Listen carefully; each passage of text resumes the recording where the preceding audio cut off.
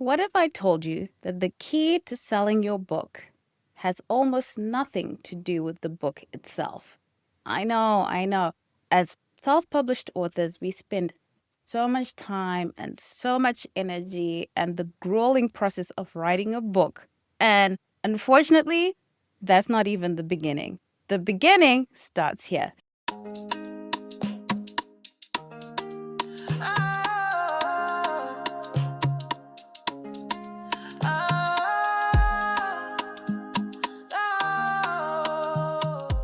Stick with me because I'm about to share the masterclass that happened over 2 weeks ago when Alex Hormozi launched his book and sold over 2 million copies in a day. And more importantly, how you can apply it as a self-published author, as a small business owner, as a faith-driven entrepreneur. By the end of this episode, you'll walk away with a practical strategy to sell more books without the frustration, without the burnout, without feeling like you're begging for every single sale. Hi, I'm Priscilla, a business communication strategist, and today we're reflecting on what Alex Hormozi's $100 million book launch can teach us as Christian women building businesses and writing books. I'll share the lessons I learned, the myths it shattered for me, and the step that you can take to position your book and your business for success. Now, this launch was a wake-up call. When I saw 2,324,174 copies sold live at $25 each, my jaw dropped. Like, that's over $150 million from a nonfiction book, a niche book. Until then, I thought hitting number one was for the fiction giants, for the Harry Potters, or maybe that you had to be like a Shakespeare to matter. But nope. A key lesson here was that you don't need magical writing. You need to understand the value that you bring through your book for a specific audience. Now, here's where my mindset shifted. Let's say the whole process of writing a book, marketing a book, launching a book. Let's say that's 100%. I feel that as people who are more inclined to communicate through writing, we spend about 90% of our time on the quality of the book, right? And we've been told that's the way. Of course, the book has got to be good. But let's say, remember I said the whole process, let's say it's 100%. 40% would be spent on writing a really good book. And if that means it takes you 2 years to write that book, 3 years to write that book, to bring it up to the quality that we're happy with, that's worth it. But 40% should be spent on writing the book, and 60% should be spent on promoting the book, marketing the book. And here's mindset. It's not that writers or artists are broke. Maybe it's just that writers don't understand marketing. For those of us whose best way of communicating is writing, we often tend to be introverted. I'll speak for myself. I tend to be introverted. I don't want to be on camera. I don't want to see pictures of myself. I don't want to post pictures of myself. And so the idea of personal brand, I've inched into it, but it took me a long time, despite knowing all the advantages of having a personal brand. Even then, I try to get away with it. Like now, especially with AI, sometimes I use a cartoon avatar. But it's undeniable that a personal brand is the most powerful way to build your business brand. And personal brand doesn't mean oversharing your personal life. It's about being the face that ties people to the business. When I watched this launch, I realized that all this was possible because of the personal brand that Alex Hormozi had built. And I follow Alex. I've watched a lot of his videos. I've read his books, $100 million Leads, $100 billion Office. And I realized I don't know Alex as a person. I don't know much about him. I don't follow Alex because I care about his personal life. I follow him because he consistently delivers business value. And that's what sticks. And that's what 3.6 million YouTube subscribers agree on. We don't know much about Alex, but we don't need to know much about Alex. And I'm talking about, this is just his followers on YouTube. He's on LinkedIn, X, TikTok. I don't know if he's on Instagram, but he probably is. Repurposing the same content in different ways across these platforms. So takeaway number one for me was lead with you. The business needs a face. Lead with you, then tie in the business. Same thing for self-published authors. People need to know you, lead with you, then tie in the book. Books build brands. This isn't new. Alex didn't reinvent the wheel. He took what was working and he amplified it with modern marketing strategies for this attention economy that we're in. Think about Russell Brunson. His books, Expert Secrets, .com Secrets, Traffic Secrets, built his software brand, ClickFunnels. Books are still the most powerful marketing tool. They say trusted source, authority. An author is an authority, right? Nice play on words. Evergreen, social fades, but books last. So think of your book as a brand amplifier, not just as a product. The book is what will give you authority. Now, $150 million in a couple hours of a live launch would not be possible without a warm audience. Alex didn't sell millions to strangers. He sold to people who already knew him, who had an expectation of the kind of value that he brings. People who knew whatever he's written, if it's like what he already does, this book is valuable. So he was selling to people who had already said yes to him, the warm audience that he had. And then you might say, I'm not trying to sell $100 million worth of books. Fine. I'm here with you. I see you. Still would come to the concept of 1,000 true fans. 1,000 people who are totally bought in on whatever you would write about in the book, whatever you're trying to create authority about. People who've already got so much value from you that buying your book feels like a thank you. Like, you've done so much for me. The least I could do is support you. I don't know about you, but I have so many people that I follow online that if they say they have a webinar, I'm there just because they've given me so much value and I have an expectation. And I also have a gosh, if that's all I could do to thank you for all that you've done for me through your content, I'm there. If they're selling a book, you know what? I'll buy the book as a way to say thank you. That feeling of reciprocity is what you build up in your audience as you give value to them. Now, this convicted me. Am I waiting until my book is ready to build an audience? Or am I building now so my book has readers waiting? It's a totally different mindset.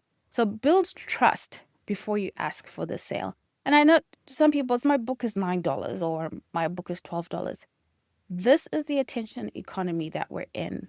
And right now, we're in a period where there is a trust recession. People don't trust other people.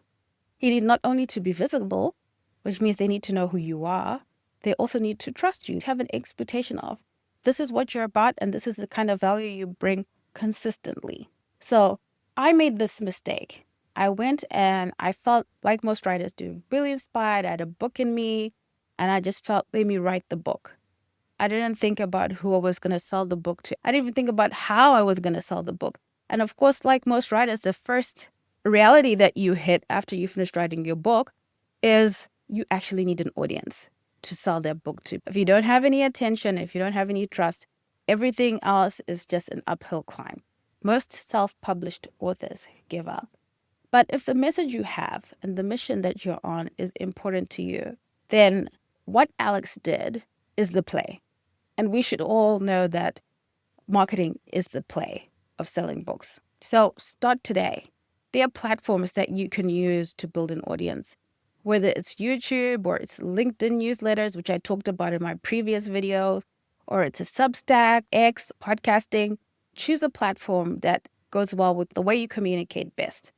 Use that platform to build an audience. You're not sure what your book is about? Perfect. That's exactly when you should start. Let your audience tell you what resonates with them. So begin with your end goal, whatever your end goal is, and then test your assumptions, what you think your target audience would be interested in. And the data and the analytics over a long period of time will tell you exactly what they're interested in. And then write that book. Write the book that they would want to read. Now, think about that. If you've built an audience, people who have an expectation of you, people who are your true fans, want to support you, and you've written the book that they want written, literally, that is the book selling itself. Proverbs 21:5 says, "The plans of the diligent lead surely to abundance. Consistency now leads to fruit later." Plan, be diligent in the process of building an audience. I know that it will feel like an uphill climb. It's a difficult thing. If you look even at Alex, he's been at this for years.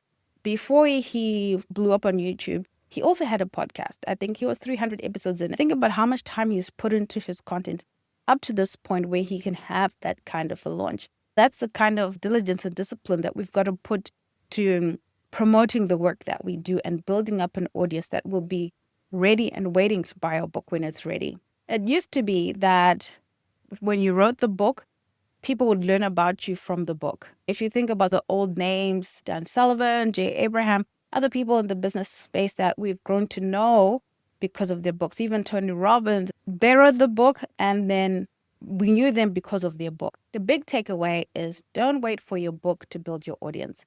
You need the audience to build the book. That script has flipped. That is what an attention economy has done. If you start with one platform, show up consistently, deliver value freely, do that. And at your launch, whether it's a big launch or it's a small launch, you will already have that momentum. And the amount of time we spend writing books, this work is worth it to make sure that book gets into the hands of the people that you're trying to serve.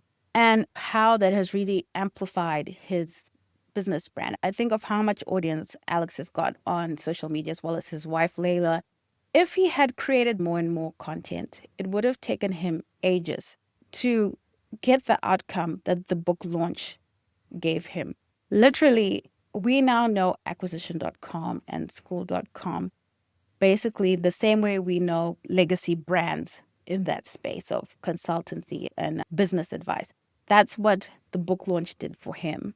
And if you think about that the book has the ability to accelerate, to amplify whatever it is that your business is doing, whatever your name is as an author. This method, yes, it's a lot of work. This is not a magic pill. You see how he goes hard. Not only that, even after having an audience, the practical launch tools that he used. He had one live launch and realized people are buying when we're live. So guess what? They did more live launches. He did hours and hours. I think the first one was 3 hours. Then he did another 3 hours. And then he did another 2 hours of doing a live launch for this book. He also created a package of books that he was upselling for $6,000, where he'd get other business owners to donate. Think about the creativity of that.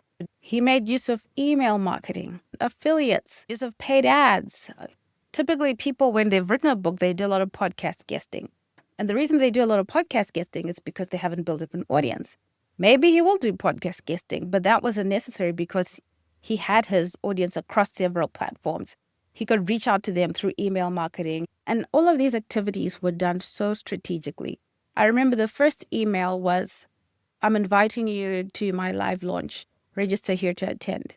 And that was followed by several emails saying, hey, if you haven't already registered to come to my live launch, I just wanted to let you know that there's going to be 5 secret guests that are going to give this much value. And then next thing it was, if you attend the live launch, you'll also get this and this.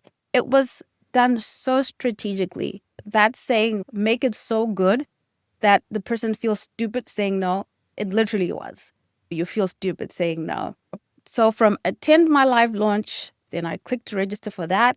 And then I was upsold the book. And the book came with about 4 or 5 extra bonuses if you buy the book right away, which I did, and I've received my copy. And then it also gave you the option to say, hey, if you're a business that would like to make sure that other entrepreneurs get this book in their hands, it would upsell you to, I think you could buy 200 copies for $5,000. It was so masterfully done. And it was tying in mission of helping entrepreneurs, which is what he has been about the whole time, helping us, his audience, that he says, hey, the reason I'm giving you content is to hope that one day when you are $1 million company, you remember that I helped you to become $1 million company, and you come and we partner up and we work together. And he's been true to that message from the beginning. I actually have not yet started reading my book. I got it yesterday. It came just in time for me to do this. So remember, and I learned this many years ago after I'd written my book, and it totally made sense to me. It said, bestseller does not mean best written. It means best sold. And that was Grant Cardone in the 10X Challenge. And for us, faith-driven entrepreneurs, selling is serving. It's stewardship. It's building assets today that will keep pointing people back to your message, to your mission. This is the work that if you have something to say in a book, if you have a business, if you have a core message, if you have a manifesto, if you have something that you want to spread, to amplify what you're doing, this is what you need to do. Write your small business book, call out your people, let your tribe know what you're up to. I'd love to help you on that journey with my self-publishing services. And if you want more strategy and encouragement like this, subscribe and join me in the Faithful Founders Collective. It's free for the next 90 days. Thank you for watching this, and I hope you got something out of it. Blessings to you, self-published authors. I wish you great success. Small business owners, I wish you great success.